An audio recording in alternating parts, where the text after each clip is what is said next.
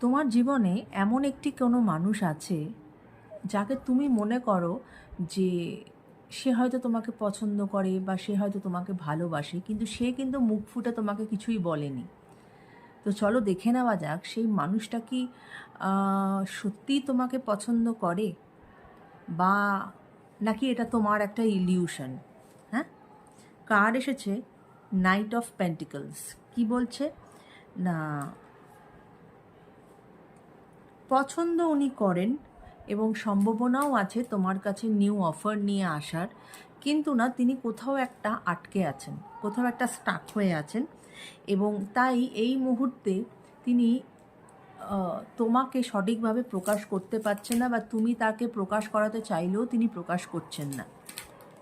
তাই এখন কিন্তু তিনি তার কেরিয়ারে একটু বেশি ঝোঁক দিয়েছেন, কিন্তু তার মনের কোথাও না কোথাও তুমি আছো।